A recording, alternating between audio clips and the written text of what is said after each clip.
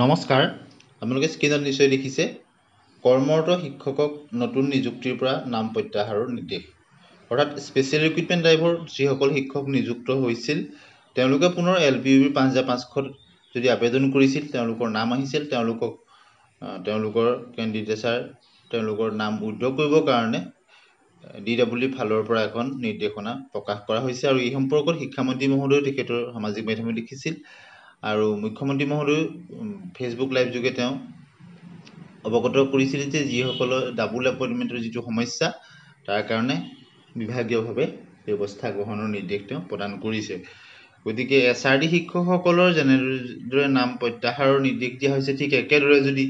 CTET পিটিশনাৰ যিসকলৰ final merit list ওলাই গ'ল তেওঁলোকৰ চাকৰি পালে তেওঁলোকৰ নামো যদি LPUB 5500 আহিছে সেইখিনি উইথড্ৰলৰ ব্যৱস্থা কৰিলে নিশ্চয় ভাল হ'ব আৰু লগতে BTC যিসকলে LPUB বা GTPGT পালে তেওঁলোক কিছুদিনৰ আগতে তেওঁলোকৰ নামো DWE 5550টা পদৰ প্ৰভিজনেল মেৰিট লিষ্টত আহিছে বহুতৰ তেওঁলোকৰ যদি উইথড্ৰলৰ ব্যৱস্থা কৰে নিশ্চয় ভাল হ'ব GTPGT সকলকো তেওঁলোকৰ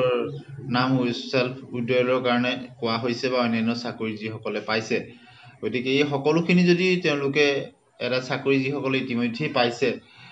বা যি নাম আহিছে তেওঁলোকে যদি নিজৰ ইচ্ছাকৃতভাৱে উইথড্ৰ কৰে তেনেহলে অভাৰলেপিঙৰ যিটো সমস্যাটো নোহোৱা হ'ব বা ডাবল এপইণ্টমেণ্টৰ সমস্যাটো নোহোৱা হ'ব আৰু তেতিয়া কাট অফ কমিব এতিয়া বহুতেই সুধি আছে কাট অফ কিমান কমিব প্ৰকৃততে এই কথাটো এতিয়া এজাম্পচন কৰাটো সম্ভৱ নহয় যদিও এটা কথা ক'ব পাৰি পইণ্টতে বহু প্ৰাৰ্থী আছে গতিকে পইণ্টৰ মাজত ডিফাৰেন্স থকা প্ৰাৰ্থীসকল তেওঁলোকৰ যথেষ্ট আশাবাদী বুলি ক'ব পাৰি কিন্তু নম্বৰৰ ডিফাৰেন্সলৈ এতিয়া সেকেন্ড প্ৰভিজনেল মেৰিট লিষ্টতে যাব বুলি এতিয়া ক'ব নোৱাৰি হয়তো ফাইনেল মেৰিট লিষ্টলৈ যদি সকলোবিলাক অভাৰলেপিং নোহোৱা হৈ যায় তেতিয়া হয়তো মাৰ্কছৰ ডিফাৰেন্সৰো যাব পাৰে কিন্তু এতিয়া পইণ্টৰ ডিফাৰেন্সৰ বিশেষত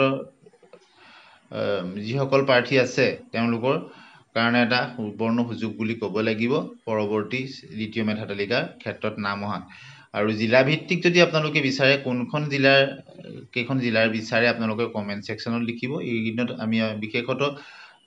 এৱাৰনেছ কেম্পৰ কাৰণে হিচাপত আপোনালোকৰ সেলফ উইথড্ৰলৰ কাৰণে ৰেগুলাৰলি আমি ভিডিঅ'বিলাক আপলোড কৰি আছো যাতে যিসকল প্ৰাৰ্থী তেওঁলোকে সজাগ হওক আৰু সেলফ উইথড্ৰ কৰক আৰু যিসকলৰ পইণ্টৰ কাৰণে নম্বৰ কমি আছে তেওঁলোকেও এনেধৰণৰ প্ৰাৰ্থীক যাতে এই কথাটো ইনফৰমেশ্যনটো শ্বেয়াৰ কৰে ভিডিঅ'টো যিমান পাৰে আপোনালোকে শ্বেয়াৰ কৰি দিব সেইটো কাৰণে গতিকে আমি ৰেগুলাৰলি এই সম্পৰ্কত আগবঢ়াইছো আৰু লগতে এটা কথা ক'ব বিচাৰো যে যদি অভাৰলেপিঙৰ সমস্যাটো নোহোৱা হয় তেনেহলে বহু প্ৰাৰ্থী কিন্তু তেওঁলোকৰ শিক্ষকৰ সপোন পূৰ্ণ হ'ব গতিকে এনেধৰণৰ খবৰ কাৰণে চেনেলটি সাবস্ক্ৰাইব